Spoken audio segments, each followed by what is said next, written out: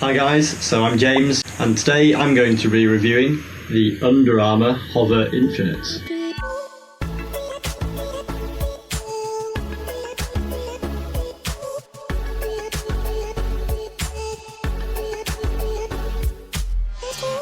So to start off with, this shoe looks amazing, looks really good straight out of the box.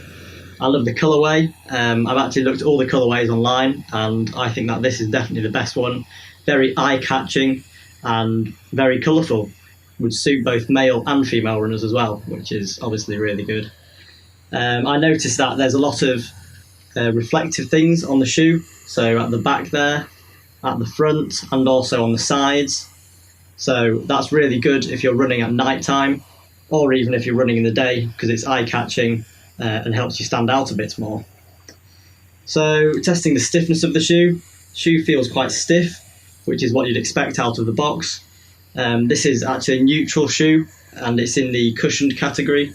So you'd hope to have that stiffness there to help protect you when you're putting in the longer miles on your Sunday runs or any midweek runs that you just want to let your legs recover and have a bit of cushioning to protect them.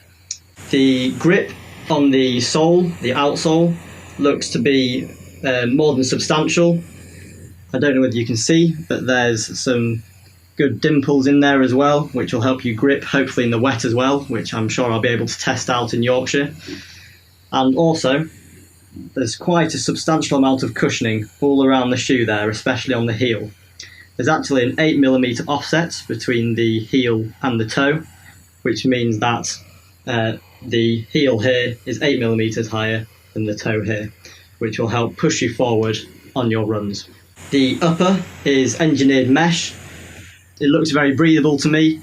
It looks like it's all one layer, which is really good. It should mean that no seams can help reduce the amount of friction and the amount of rubbing on your foot. And the tongue is also separate as well, which means that will help breathability and help you when you're tying your shoes. It feels like there's a substantial amount of cushioning in the heel area around the ankle. Just let you see in there, which will help protect your Achilles and help stop the rubbing when you go running. So feeling it, just the heel area here and the midfoot, which is where I'm generally a mid to forefoot runner. The cushioning actually feels surprisingly firm for a cushioned shoe, but it's difficult to tell when you're just pushing your thumb in, and I'm looking forward to testing this out on the roads very soon.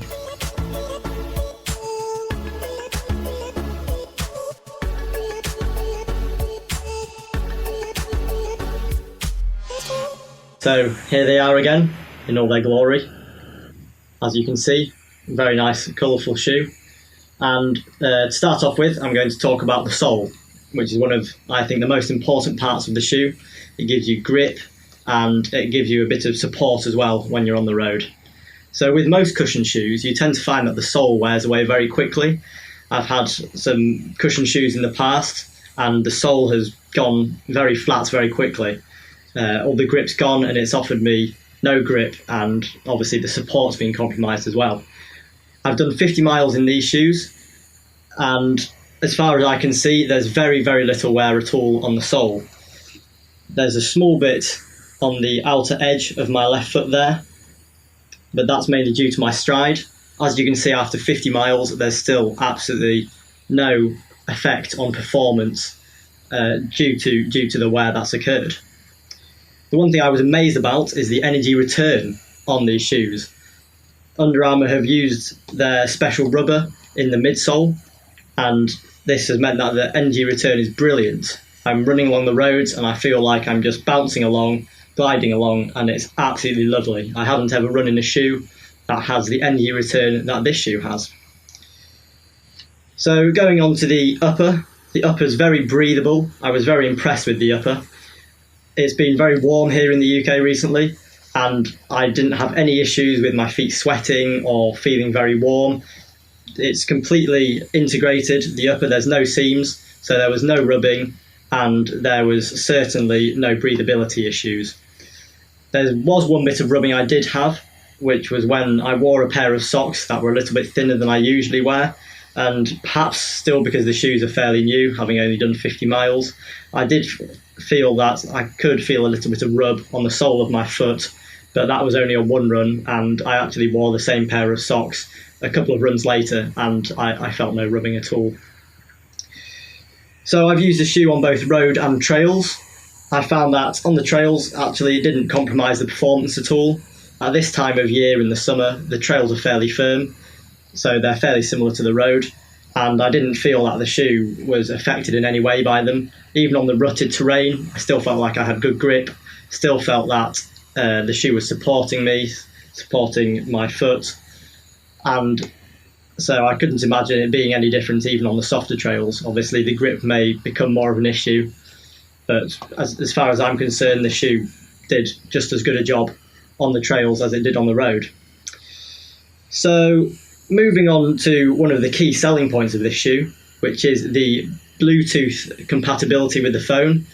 These are smart shoes. I've never ever tested a pair of smart shoes before or run with a pair, and actually I was very, very impressed.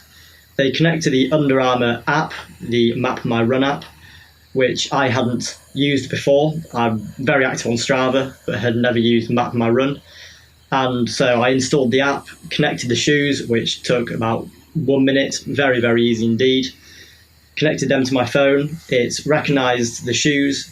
Also, when you buy the shoes, it means that you get their premium service, which is normally $30 a year. And that connected straight away. I went out for a run, came back, turned the Bluetooth on my phone, it synced automatically, and my run was there without any need for a watch or anything like that. The one downside is that they haven't yet added any connectivity to other apps such as Strava, so that is one downside, but they say that they're going to do that in the future, so if they do that, then I couldn't find a fault in that, really. The Map My Run app is very complete. I used my heart rate monitor that went on there. It tells you your cadence, how many strides you're doing per minute. It tells your stride length. It also tells you whether you're overstriding or understriding. And with the premium version, which when you buy a smart shoe, you get the premium version automatically, it also gives you training tips. It can send you emails and things like that, saying, oh, your stride length was too long or your cadence was a bit too slow, and giving you tips and even training plans to help you get to the optimal cadence and stride length, which Under Armour believe is the key to staying injury free. So there was one downside that I found with the shoe, is that when I tried to pick up the pace, I'm talking 6 minute miles or quicker really, the shoe did feel slightly sluggish, and then the weight started to play a factor. But to be honest, that's such a minor fault, because the shoe is not made to be a speed shoe. It's made to be a cushion, supportive shoe that you can go out and do steady runs, long runs in. And in that kind of ballpark, it absolutely excels.